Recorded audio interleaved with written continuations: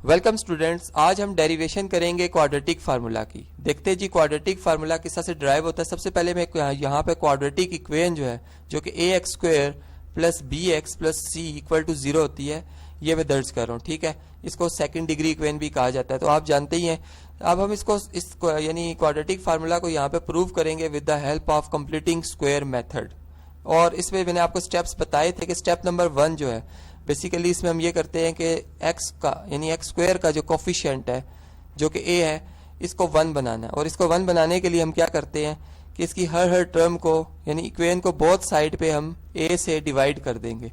तो जब हम a से डिवाइड करेंगे तो हर टर्म जो है वो a पे डिवाइड होगी। ठीक है, हर टर्म जिन्हें a से डिवाइड हो जाना है। इस तरह से यहाँ पर a जो है a से कैंसिल आउट हो जाएगा, हमारे पास यहाँ पर सिंपल एक्स स्क्वायर आ जाएगा और एक्स स्क्वायर का जो कोफिशिएंट है वो 1 आ जाएगा। इसी तरह यहाँ पर x जो है इसका कोफिशिएंट b ओवर a आ जाएगा, जबकि c ओवर a जो है हमारे पास कांस्टेंट टर्म आ रही है और 0 डिवाइडेड बाय a जो है हमारे पास आंसर 0 आ जाएगा। तो ये स्टेप नंबर 1 था।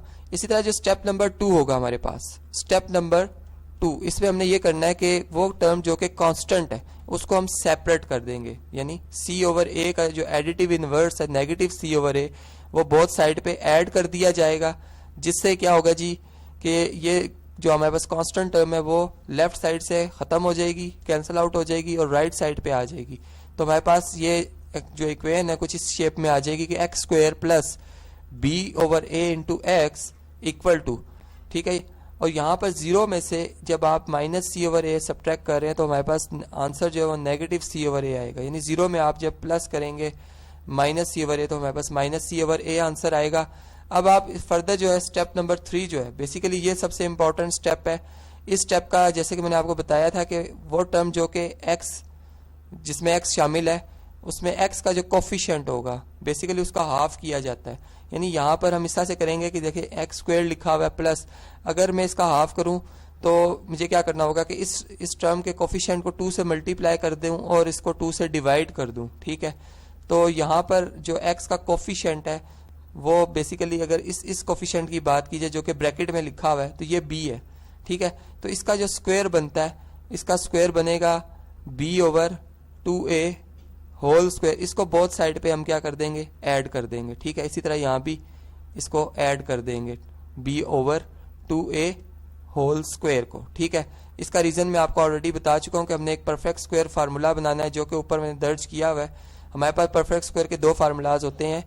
पहला formula a plus b whole square equal to a square plus 2ab plus b square, and जो सेकंड हमारे पास है वो a minus b whole square equal to a square minus 2ab plus b square है। ठीक है, तो इस वजह से हम यहाँ पर जो है वो b का स्क्वायर करते हैं। अब ये हमारे पास एक फार्मूला यहाँ पे कंप्लीट हो जाता है, यानी ये अगर आप देखें तो a स्क्वायर लिखा हुआ है, यहाँ पे अगर आप देखें तो ये 2 लिखा हुआ है, ये आपके पास b है, ये आपके पास a था, ठीक है ना, a टर्म आ रही थी, प्लस इसी तरह ये आपके पास b स्क्वायर है।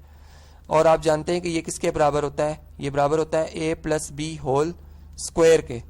तो स्टेप नंबर जो हमारा 4 होगा इसमें हम क्या करेंगे, यहाँ पर फार्मूला कंप्लीट कर लेंगे। ठीक है, यानी अब ये हमारे पास जो एक्सप्रेशन है ये यानी सॉरी जो ये हमारे पास इक्वेशन आ रही है इसकी जो लेफ्ट हैंड साइड है अब ये इसकी शेप बन जाएगी, इस शेप में आ जाएगी। यानी हमने ट्राइनोमियल को बाइनोमियल के होल स्क्वायर के एक पर लिख दिया, यहाँ पर हम लिखेंगे x plus b over 2a whole square. ठीक है, जबकि राइट हैंड साइड पे जो हमारे पास टर्म्स आ रही हैं जो कि माइनस सी ओवर a है, और सेकंड जो टर्म है चूंकि b का स्क्वायर लॉ ऑफ एक्सपोनेंट अगर हम यहाँ पे अप्लाई करें तो b का स्क्वायर अलग लिया जाएगा और डिनोमिनेटर का अलग, तो डिनोमिनेटर में 4a स्क्वायर आ जाएगा। ठीक है, और ये हमारे पास स्टेप नंबर 4 था। अब स्टेप नंबर 5 जो है, बल्कि स्टेप नंबर 5 स्टार्ट करने से पहले इसको हम सिंप्लीफाई कर लेंगे। यानी यहाँ पर अगर आप देखें तो एलसीएम लेना होगा और डिनोमिनेटर में यहाँ पर सिंपल a लिखा हुआ है जबकि यहाँ पर 4a स्क्वायर आ रहा है। इसको 4a स्क्वायर बनाने के लिए हम मल्टीप्लाई करेंगे 4a से, ठीक, ताकि ये 4a स्क्वायर हो जाए और इसी नंबर से फिर नोमिनेटर को भी मल्टीप्लाई कर दिया जाएगा। तो इस तरह से ये हमारे पास माइनस 4ac आ जाएगा जबकि डिनोमिनेटर में 4a स्क्वायर आ जाएगा। इसी तरह plus b square over 4a square आ रहा है हमारे पास। ठीक है, और इसी तरह ये right hand side left hand side पे जो सॉरी यहाँ पर लेफ्ट हैंड साइड थी x plus b over 2a whole square आ रहा है हमारे पास। इसको अगर मजीद आप सिंप्लीफाई करें यानी डिनोमिनेटर्स अगर आप देखें तो यहाँ पर जो है वो कॉमन आ रहे हैं, एलसीएम ले लें इनका, तो इसको मजीद सिंप्लीफाई करने से हमारे पास एक्सप्रेशन कुछ इस तरह से बनेगा कि 4a स्क्वायर, ठीक है, डिनोमिनेटर में, और न्यूमरेटर में -4ac आ रहा है प्लस b स्क्वायर आ रहा है, ठीक है। तो ये हमारे पास था जी स्टेप नंबर 4। अब स्टेप नंबर 5 जो है, इसमें हम क्या करेंगे, स्क्वायर रूट ले लेंगे स्टेप नंबर 5 में। तो यहाँ पे मैं लिख देता हूँ, स्टेप 5 है हमारे पास, स्क्वायर रूट लेंगे। यहाँ पर स्क्वायर रूट का सिंबल आप जानते ही हैं, x plus b over 2a whole square, ठीक है। और ये इक्वल हो जाएगा, जब भी हम स्क्वायर रूट लेते हैं तो कांस्टेंट जो है, जब भी वेरिएबल किसी कांस्टेंट के बराबर होता है तो उसका स्क्वायर रूट लिखने से यहाँ प्लस माइनस का साइन आता है, आप बात जानते ही हैं। -4ac plus b square over 4a whole square, ठीक है।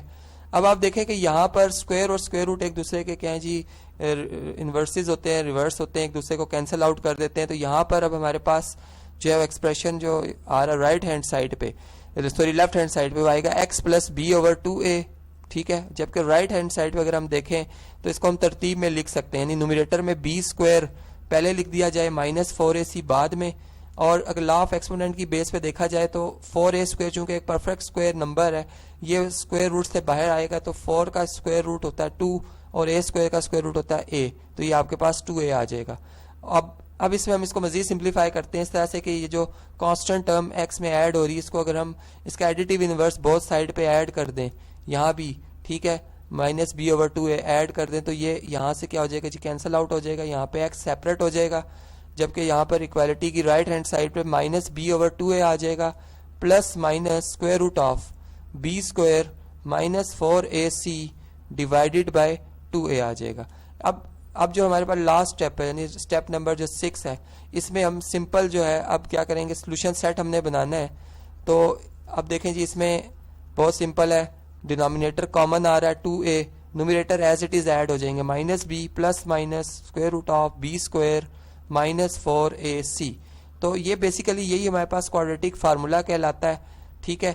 और यहाँ पर हम इसका सोल्यूशन सेट में, यानी सोल्यूशन सेट में इसी को हम लिख सकते हैं इस तरह से कि एक दफ़ा इसकी प्लस में वैल्यू और एक दफ़ा माइनस में, या इसको आप एज इट इज़ भी लिख सकते हैं, यानी -b plus minus b square -4ac whole divided by, यहाँ पे ये होल डिवाइड होता है, ठीक है, ओवर 2a।